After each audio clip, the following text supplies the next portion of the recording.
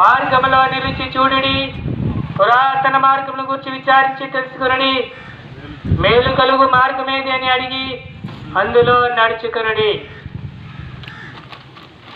తెలుసుకోవాలి, అందులో నడుచుకోవాలి. అనేక మార్గములు ఉన్నవి ఈ లోకంలో. అయితే యేసు చెప్పాను, నేనే మార్గము. ఎక్కడికి ఈ మార్గం? మానవుడు జన్మించుచున్నాడు, జీవించుచున్నాడు, ఒక దినమున జీవితమును ముగించుచున్నాడు. అయితే ఈ మానవుడు ఎక్కడికి పోవచ్చున్నాడు? నువ్వు చూసొచ్చావా అని అనవచ్చు. అయితే లేఖనం ఇట్లా చెప్పుచున్నది. యోహాను సువార్త 5:24 ప్రకారం, నా మాట విని నన్ను పంపిన వాని యందు విశ్వాసముంచువాడు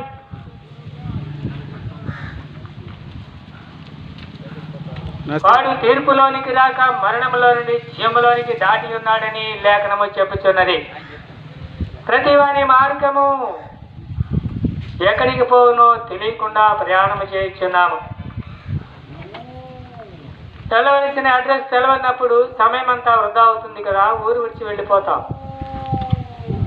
అట్లాగే మానవుడు గమ్యము తెలియని వాడిగా జీవించుచున్నాడు. కావునని ప్రభువు యేసుక్రీస్తు వారు చెప్పి ఉన్నారు, ఎక్కడికి మార్గం అంటే స్వర్గానికి, ఆ పరలోకమునకు. ఏమిటి ఆ జీవం? మన మార్గములు ఒక రోజున ఈ లోక మార్గములు ముగించబడతాయి. మనం అన్ని విడిచిపెట్టి వెళ్ళిపోవాలి ప్రియులారా. అది మనకి ఎట్లేమన్నా ఇష్టం లేకపోయినా మనం వెళ్ళిపోవాలి. ఉందామన్నా మనం టైం ఇచ్చి ఈ లోకంలో ఉండలేము. అయితే ఈ వ్యక్తి ఎక్కడికి పోవచ్చున్నాడు? మేలు చేసిన వాడు జీవ పునరుద్ధానం, కీడు చేసిన వాడు తీర్పు పునరుద్ధానానికి బయటికి వస్తారని లేఖనాలు చెప్తున్నాయి. నేను చదువుకున్న ఆ దినముల్లో చనిపోయిన ఒక వ్యక్తిని చూపించి, ఈ వ్యక్తి ఎక్కడికి వెళ్ళుచున్నాడు అని నన్ను దేవుడు ప్రశ్నించి ఉన్నాడు. అయితే ఎక్కడికి వెళ్తాడు? ఊపిలోకి, గాలిలోకి వచ్చిపోతుంది, మట్టిలోకి పోతుంది, ఇంతే కదా అని చెప్పాను. అది కానే కాదు అని ఒక స్వరం వినబడతా ఉంది. అయితే ఏమిటి? ఇదే అంతము కాకపోతే, ఈ జీవితం ముగింపే అంతము కాకపోతే మరి ఏముంది చనిపోయిన తర్వాత? అదే చెప్తుంది లేఖనం. యేసు అందుకే వచ్చాడు మార్గానికి. ఈ జీవితం ముగించబడటంతో ఏది అన్నీ ముగించబడవు. ఈ లోకంలో ముగించబడవచ్చు, కానీ వేరొక లోకానికి వెళ్ళాలి మనం. ఆ లోకమే ఉంటే పరలోకమా లేక నరకమా అని వేదం తెలియపరుస్తూ ఉంది. మేలు చేసిన వాడు జీవవర్ధానం అనగా మేలు చేసిన వాడిని గుర్తించాలి. బుద్ధిమంతుడు పరమునకు పో జీవ మార్గమును నడుచుకున్నదని సామెతల గ్రంథం 15:24 రాయబడి ఉంది. ఏమిటి బుద్ధి జ్ఞానం? ప్రభువైన యేసుక్రీస్తు వారే ఆ బుద్ధి జ్ఞానం మనకిచ్చేవారే ఉన్నారు. ఈ జీవితం ముగించిన తరువాత ఈ జీవితము, ఈ ఆత్మ అంతము కానే కాదు. నిత్యము వేరొక లోకం ఉంది. 3 లోకాలు ఉన్నాయి: నరకము, స్వర్గము, భూలోకము. ఈ 3 లోకాల్లో తప్ప మరి ఏ లోకములను ఈ ఆత్మ, మానవాత్మ సంచారం చేయడానికి అవకాశం లేదు. మన తల్లిదండ్రుల ద్వారా భూమి మీదకి వచ్చాం. ఈ జీవితము ఒక రోజున ముగించబడుతుంది. ఈ జీవితం ముగించిన తర్వాత ఉంటే పరలోకమా లేకపోతే నరకమా? ఆ పరలోకమునికి మార్గం నాకు తెలియదు కదా. అందుకే ప్రభువైన యేసు చెప్పారు, నేనే మార్గం. ఈ మార్గంలోకి రావాలంటే అపవిత్రులు పోకూడని మార్గం. అయితే జన్మత పాపిని నేను, ఎట్లా సాధ్యం? అందుకనే మనందరి కొరకు కలవరి శిలువలో, నేను ఆ చేతులతో చేసిన పాపం నిమిత్తమై కలవరి శిలువలో మేకులు కొట్టబడ్డాడు. నేను ఆ చెడు తలంపుల నిమిత్తమై తెరసిన మండల కిరీటం కొట్టబడింది.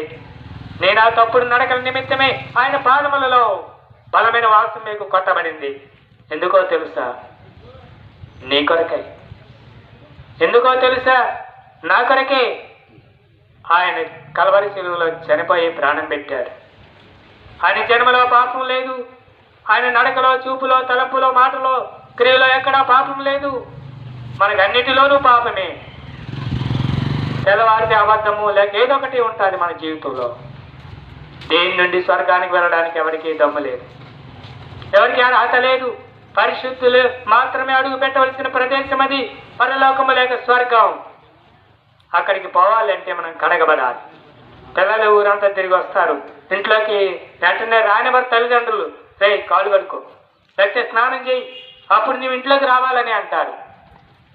అట్లాగే పాపి పరలోకం పోవడం అసాధ్యం గనక మన పాపములు తీసివేయడానికి ప్రభువైన యేసుక్రీస్తు వారు వచ్చారు. ఆయన మన పాపల నిమిత్తమై చనిపోయి సమాధి చేయబడి 3వ దినమున తిరిగి లేచాడండి. ఈ సత్యాన్ని ఎవరైతే నమ్ముతారో అటువంటి వారు మన పాపం పశ్చాత్తాపం పడి మన పాపను ఒప్పుకున్నప్పుడు మన హృదయం శుద్ధి అవుతుంది. హృదయ శుద్ధి గలవారు ధన్యులు, వారు దేవుని చూస్తారని లేఖనం చెప్తా ఉంది. కావున ప్రియుడా సోదరి, నిన్ను ప్రేమించి మీ మధ్యకు మమ్మల్ని పంపించాడు. మీకు వలే మేము కూడా ఒక రోజుని మిమ్మల్ని దేవుని ఎరగిన వారం. మేము పాపలను గుర్తించాం, మా పాపాలు యేసు ప్రభు క్షమించారు, ఆయన మా పాపాలు కడిగి వేశారు. మేము చనిపోతే ఇక్కడ ఇప్పుడు సీదాగా ఆయన దగ్గరికి వెళతామనే నిరీక్షణ ఉంది. లోకంలో అనేకులకు ఎటువంటి నిరీక్షణ లేదు. చనిపోయిన తర్వాత గాలి ధూళి అని తలస్తూ ఉన్నాడు. కాదు ప్రియులారా, ఈ ఆత్మ చాలా విలువైంది. దేవుడు సృష్టించిన ఆత్మకు నాశనము లేదు. నిత్యం అగ్నిగుండమా, పరలోకమా, భూలోకమా, ఈ 3 లోకాల్లోనే తిరుగుతుంది కనుక మరి మేము ముగించి ముందుకు వెళుతున్నాం. మీ కొరకు ప్రార్థన చేస్తాం. ప్రభువైన యేసుక్రీస్తు వారు నందు విశ్వాసం ఉంచండి, అప్పుడు మీరు మీ ఇంటి వారు రక్షించబడతారు. దేవుడు మీ కుటుంబాలను మిమ్మల్ని దీవించునుగాక.